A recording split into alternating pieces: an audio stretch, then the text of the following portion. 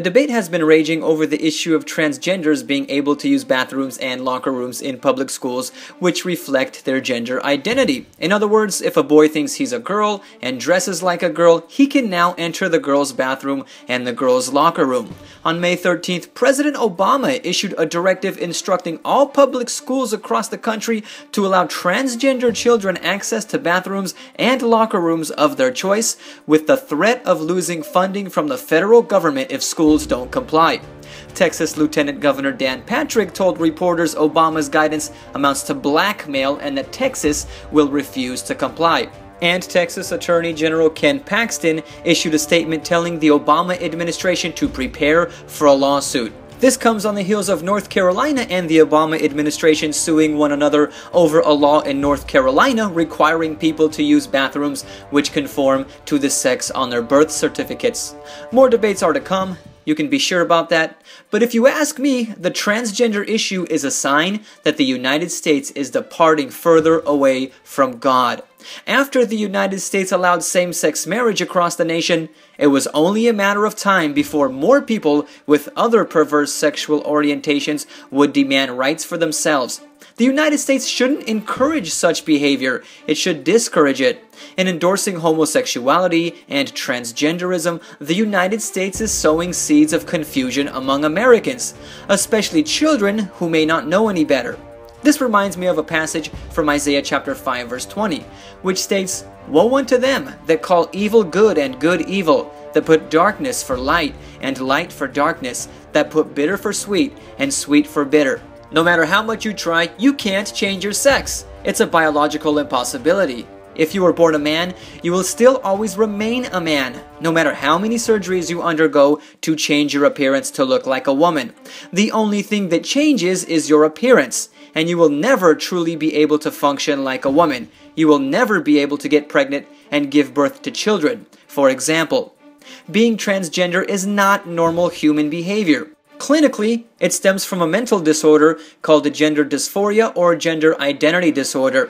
Instead of enabling people with this disorder by allowing them shared access to bathrooms and locker rooms, people with gender identity disorder should be educated about their disorder and treated.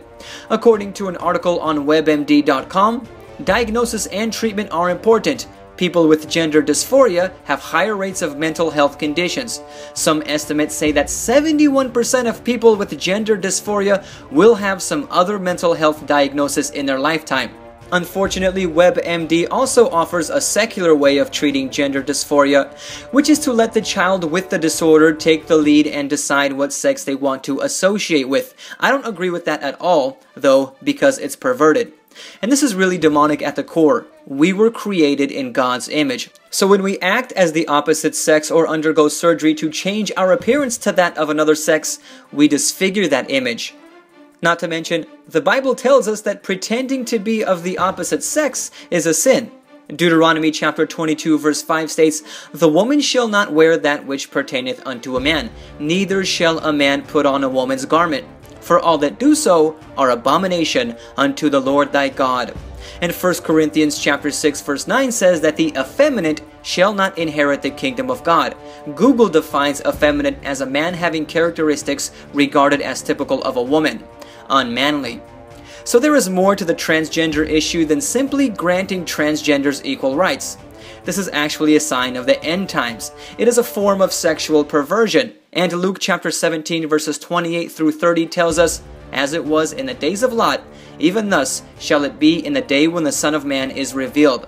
Lot lived in Sodom, which was full of sexual perversion, namely homosexuality, but still sexual perversion nonetheless. Thanks for watching. Subscribe if you're new. Also, if you want email alerts directly to your email inbox of my future uploads, when you subscribe, make sure you click the gear icon next to the subscribe button on my channel page and click on the send me all notifications for this channel checkbox and click save. That way, you'll never miss another upload of mine. Feel free to check out my live stream on friendlife.com as well. You can join me on PC or download the FriendLife app to your smartphone. And you can find a link to my live stream in the description box. I stream several times a week, especially on the weekends, and I post notifications when I stream to Twitter, so make sure and follow me there. God bless.